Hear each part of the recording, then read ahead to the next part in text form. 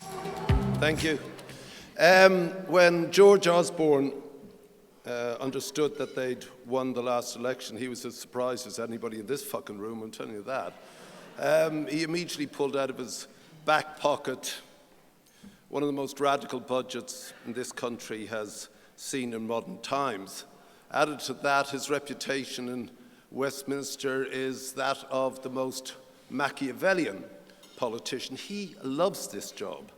I can't imagine him going into the wallpaper business, the family thing. He loves doing this shit. And he's also kind of considered probably the most powerful politician in the country today. His fingers seem to extend all over Westminster. Indeed, many people believe Jeremy Corbyn is a figment of his fervent imagination. On a personal note, him and his partner, the Prime Minister, did something that had long been promised to us people who were working on the issue of poverty for 30 years. He finally put into law the fact that 0.7 of the British economy, uniquely in the developed world, and with a promise made 15 years ago, that we would give 0.7% of our national income to the poorest people on the planet. And they did that, and that means something.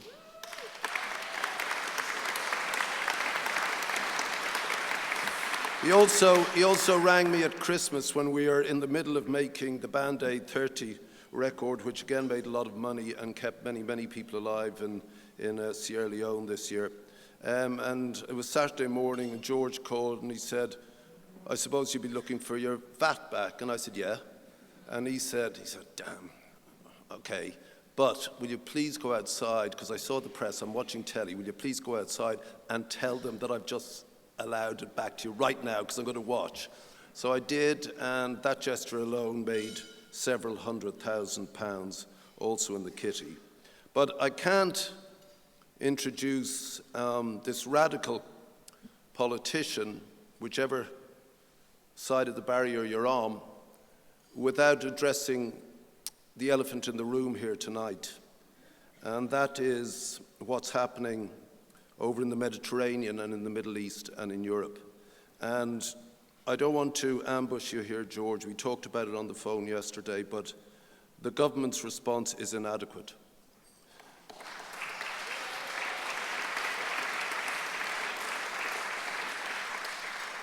And it can't be a numbers game.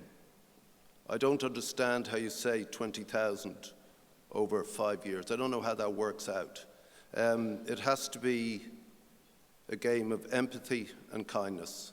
And I genuinely believe, given your track record so far with 0.7, without a demur from Parliament or the Upper House, and with the country behind you, you could probably do a lot better on that issue. But without question, there's no doubt why you're getting this award tonight. Ladies and gentlemen, the Chancellor of the Exchequer.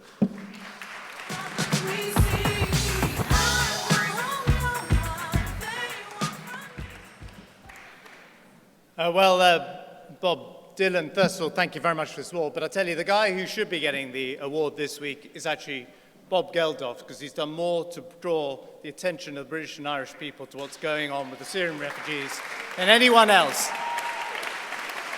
And for my generation, Bob Geldof was the man who introduced us to the challenges of poverty. Well, I'll take it then, fuck off. Take the bag as well. No, he's the guy who introduced my generation to the challenges of poverty in sub-Saharan Africa.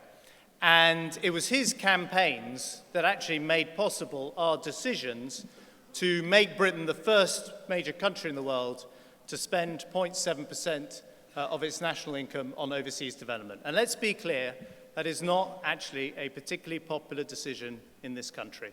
But I think what's going on now on our TV screens as we see that tragedy unfolding, and the way we are going to do much more to direct many hundreds of millions of pounds more to help those people and give them a home, I think that will help change people's attitudes in this country towards that aid budget. And for me, that's a really significant step forward. It's why people like me and my colleagues are in government trying to do these things. So thank you for that. Bob is also an inspiration to any chancellor on how to raise money, because he just leant forward, banged his hand on the desk and said, "Give us the effing money." And that's how I'd like to deliver a budget speech at some point. Look, the Labour leadership contest hasn't closed yet, and I've got 3 more votes to cast, so thank you very much.